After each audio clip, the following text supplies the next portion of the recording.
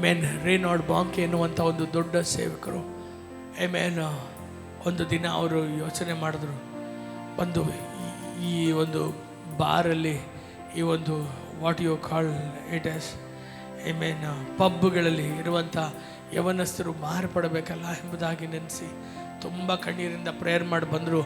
ಆ ಬಾರ್ ಹತ್ರ, ಆ ಪಬ್ ಹತ್ರ ಬಂದು ಹೋಗ್ತಾ ಇರ್ಬೇಕಾದ್ರೆ ಅಲ್ಲೊಂದು ಹುಡುಗಿ ಹೊರಗೆ ಬಂದಳು. ಆಕೆ ಮಳೆಯಲ್ಲಿ ಹೋಗಿ ಹೇಳಿದ್ರು, ಯೇಸು ಸ್ವಾಮಿ ನಾನು ನಂಬ್ಕೊಮ್ಮ, ನಿನ್ನ ಪರಿಸ್ಥಿತಿ ಬದಲಾಗ್ತದೆ, ನಿನ್ನ ಜೀವನನ ಯೇಸು ಪ್ರೀತಿಸ್ತಾರೆ, ನಿನಗೋಸ್ಕರ ಜೀವ ಕೊಟ್ಟಿದ್ರು. ಅದಕ್ಕೆ ಅಮ್ಮ ಆ ಒಂದು ಹುಡುಗಿ ಆಕೆ ಹೇಳಿದ್ಲು ಬಂದು, ನನಗೆ ವಯಸ್ಸಾದ್ಮೇಲೆ ನಾನು ಯೇಸು ಸ್ವಾಮಿನ ನಾನು ಕಂಡ್ಕೊಳ್ತೀನಿ, ಇನ್ನೂ ನನ್ನ ಲೈಫ್ ನಾನು ಎಂಜಾಯ್ ಮಾಡಬೇಕು ಬಂದು ಅವ್ರು ಹೇಳಿದ್ರು, ಇಲ್ಲ ಯೇಸು ನಿನಗೋಸ್ಕರ. ಆಕೆ ಹೇಳಿದ್ಲು, ಇದೆಲ್ಲ ಬುಲ್ಶಿಟ್, ಇದೆಲ್ಲ ಒಂದು ಏನು ಇದೆಲ್ಲ ಒಂದು ಇವಾಗ ಮಾತಾಡುವಂಥದ್ದೇ ಅಲ್ಲ, ಈಗಿರೋ ಟ್ರೆಂಡು, ಈಗಿರುವಂಥ ಇದೆಲ್ಲ ಬಂದು ಹಳೆ ಅಜ್ಜಿ ಕಥೆಗಳನ್ನೆಲ್ಲ ನೀನು ನನಗೆ ಬಂದು ನನ್ನ ತಲೆ ತಿಂತೆ ಎಂಬುದಾಗಿ ಹೇಳಿ ಅದನ್ನು ತುಚ್ಛವಾಗಿ ಮಾತನಾಡಿ ಹೋದ್ಲು.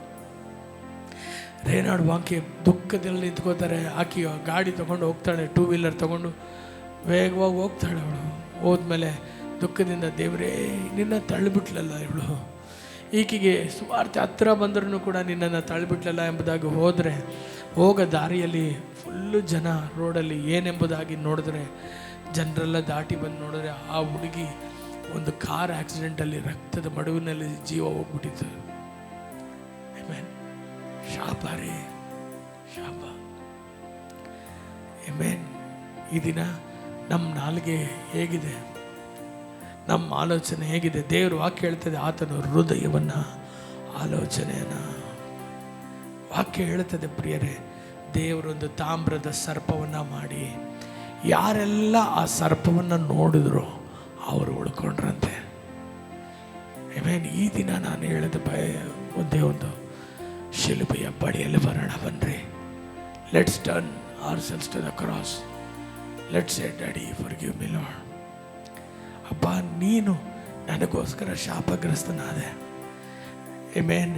ವಾಕ್ಯದಲ್ಲಿ ನೋಡ್ರಿ ಹೆಂಗಿದೆ, ಆ ತಾಮ್ರದ ಸರ್ಪವನ್ನು ನೋಡಿದವರೆಲ್ಲ ಬದುಕೊಂಡ್ರಂತೆ ಆ ಒಂದು ಉರಿ ಮಂಡಳಗಳಿಂದ.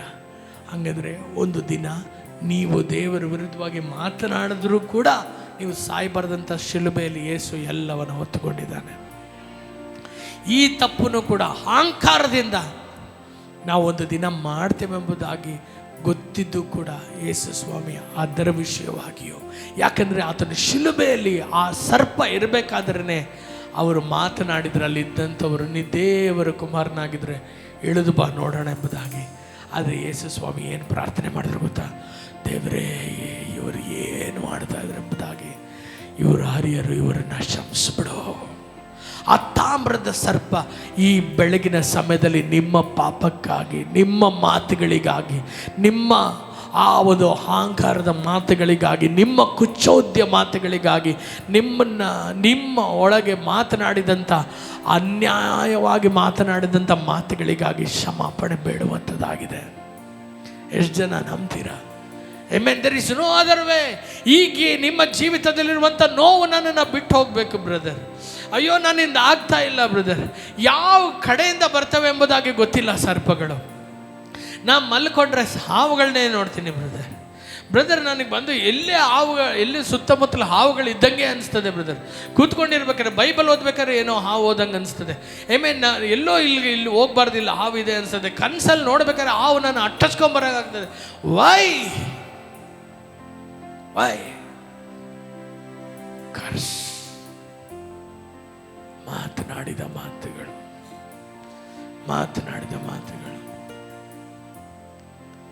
Today let us turn back to God. ಬೇರೆ ಹೇಗೋ ಎಷ್ಟು ಹಾವುಗಳನ್ನ ಸಾಯಿಸ್ತೀರ, ಆ ಹಾವುಗಳು ಬಂದಿರೋದೇ ನಿಮ್ಮನ್ನು ಸಾಯಿಸೋದಕ್ಕೆ.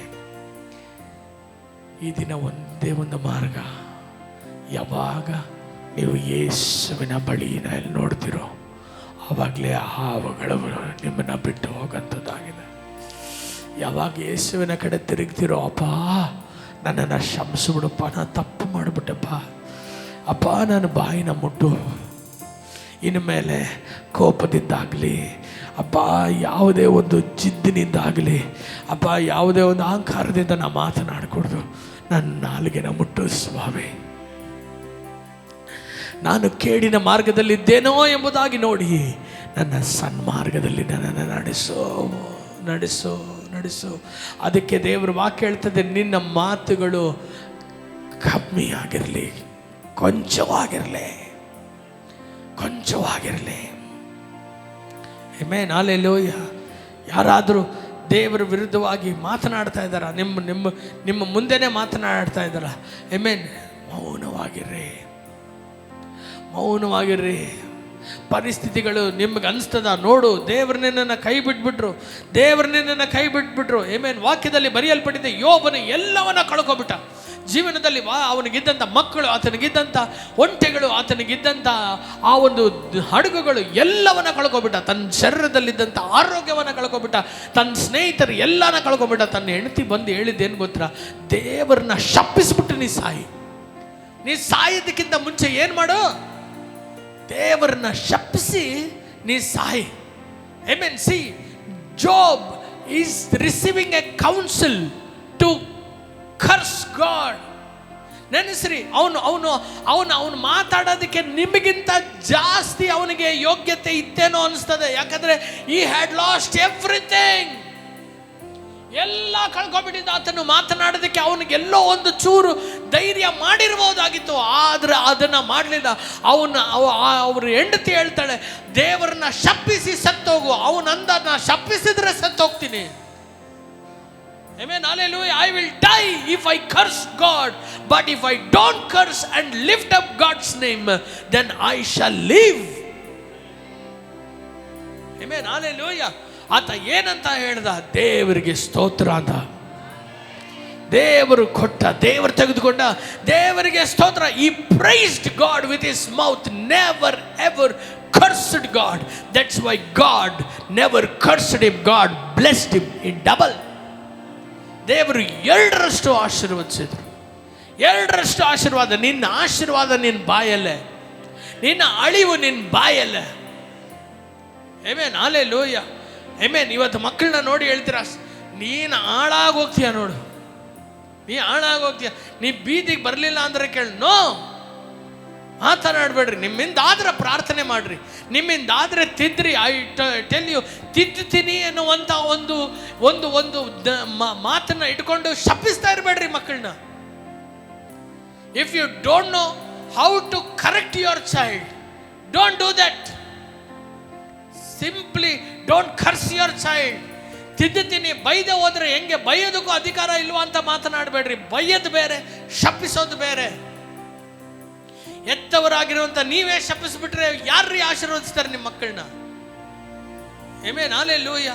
ಬಾಯಿ ತೆರೆದ್ರೆ ಶಾಪದ ಮಾತು. ಬಾಯಿ ತೆರೆ, ನೀ ಬೀದಿಗೆ ಬರಲಿಲ್ಲ ಅಂದ್ರೆ ನೋಡು, ನೀನು ಒಂದು ದಿನ ಅನುಭವಿಸ್ಲಿಲ್ಲ ಅಂದ್ರೆ ನೋಡು, ನೀ ಒಂದು ದಿನ ಬಂದು ಅವಾಗ ಗೊತ್ತಾಗುತ್ತೆ ನಿನಗೆ. ನೋ,